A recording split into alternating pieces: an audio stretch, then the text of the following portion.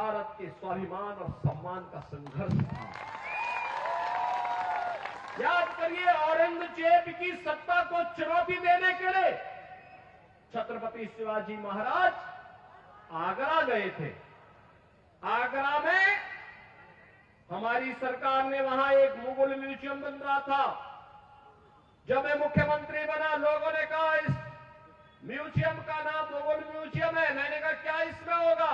कहा औरंगजेब से जुड़ी हुई स्मृतियां रहेंगी। मैंने कहा औरंगजेब से क्या संबंध है तुम लोगों का? क्या संबंध है? यह एक विदेशी आक्रांता था। हमारा संबंध छत्रपति शिवाजी महाराज से है। इस म्यूजियम का नामकरण छत्रपति शिवाजी महाराज की स्मृति में होना चाहिए। छत्रपति शिवाजी म्यूजियम होगा। बहनों और भाइयों, छत्रपति शिवाजी महाराज ने जिन मूल्यों और मर्यादाओं की रक्षा के लिए संघर्ष किया था, विपरीत परिस्थितियों में संघर्ष किया था, संभाजी महाराज ने जिन मूल्यों के लिए संघर्ष किया था, जिन अभियानों को लेकर के कभी त्याता टोपे ने देश की स्वाधीनता के संघर्ष को आगे बढ़ाया था, आज उसी संघर्ष में हम भी उससे प्रेरणा प्राप्त करके अपने देश और अपने समाज के लिए कुछ कर सके, यही कहने के लिए आज मैं आपके पास आया हूं। यही कहने के लिए आज मैं आपके पास आया हूं। आप याद करिए, कांग्रेस 1947 में देश की आजादी के तत्काल बाद से लेकर के लगातार लंबे समय तक देश के अंदर शासन करने का अवसर कांग्रेस को प्राप्त हुआ था। क्या कांग्रेस ने कभी ईमानदारी से भारत और भारतीयता के बारे में सोचा? ये वही कांग्रेस है जिसने बाबा साहब भीमराव अंबेडकर का अपमान किया था। ये वही कांग्रेस है जिसने बाबा साहब भीमराव अंबेडकर को चुनाव में परास्त करवाया था। और यही कांग्रेस है जो लगातार भारत की सुरक्षा के साथ सेंध लगाती रही। याद करिए, आज एक समय था जब पाकिस्तान भारत के अंदर आतंकी वारदात को आगे बढ़ाता था। एक समय था जब पाकिस्तान के घुसपैठे भारत के अंदर घुसकर कहीं भी बम विस्फोट करते थे। एक समय था जब चीन भारत की सीमाओं का अतिक्रमण करके भारत की सीमा में घुस जाता था। कांग्रेस के लोग कहते थे, जब हम लोग उस समय मुद्दा उठाते थे, कांग्रेस के लोग कहते थे, अरे बोलिए मत, संबंध खराब हो जाएंगे। उनको अपने संबंध खराब होने की चिंता थी, देश की सुरक्षा की चिंता नहीं थी। और आज मोदी जी के नेतृत्व में नया भारत है। अगर भारत की सीमा का अतिक्रमण करोगे तो फिर राम नाम सत्य है की ही यात्रा निकलेगी। ये कहने के लिए मैं आया हूं कि सत्ताएं तो आएंगी जाएंगी, 1947 से ही होता रहा है, लेकिन हमारा भारत रहना चाहिए और भारत दुनिया की सबसे बड़ी ताकत बनना चाहिए, मोदी जी के नेतृत्व में बनना चाहिए।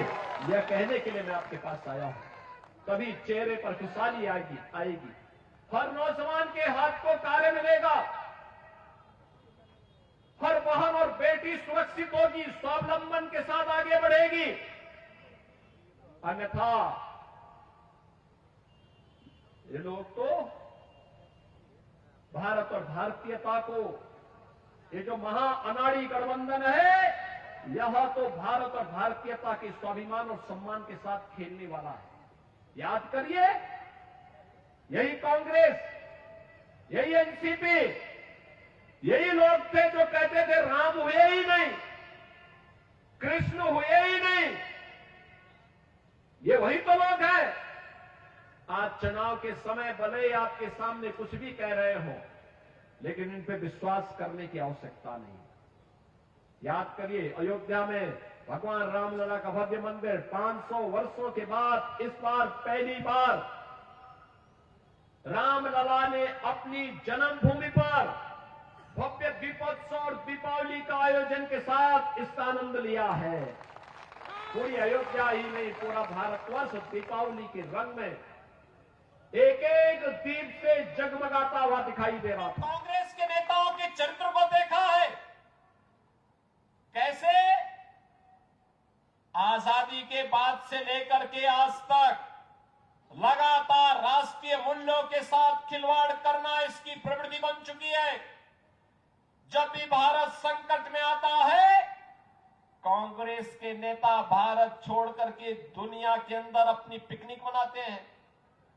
आपने राहुल गांधी को देखा होगा, जब देश में संकट आता है, राहुल जी इटली में होते हैं, भारत में नहीं होते। दुनिया के अंदर जाते हैं, भारत की निंदा करते हैं, भारत के बारे में अपमानजनक टिप्पणियां करते हैं, भारत को कोसने में कोई कोताही नहीं बरतते हैं।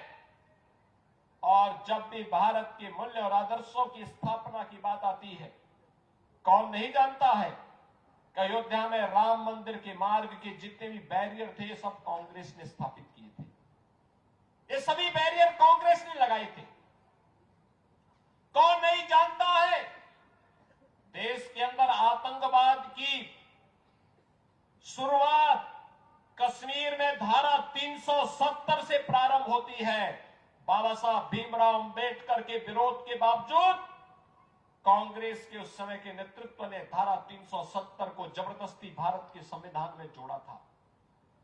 कौन नहीं जानता है बाबा साहब भीमराव अंबेडकर को चुनाव में परास्त करने का कांग्रेस का षड्यंत्र।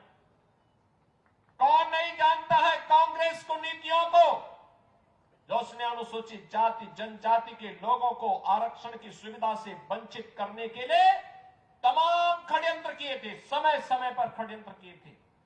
और आज भी कांग्रेस नहीं करिए, जब बजरंग बली रहे होंगे त्रेता युग में, तब तो इस्लाम नाम की कोई वस्तु इस धरती पे नहीं थी। और आज अगर बजरंग बली की हनुमान चालीसा का पाठ हम कर रहे हैं, रामनवमी की कोई शोभा यात्रा निकाल रहे हैं, उसको प्रतिबंधित किया जाता है, उसको रोका जाता है। किन कारणों से? और जिन्हें बजरंग बली पसंद नहीं है, उन्हें जो पसंद है वहां जाएं। भारत के अंदर कौन ऐसा भारतीय होगा जो राम को न मानता हो, जो बजरंग बली को न मानता हो?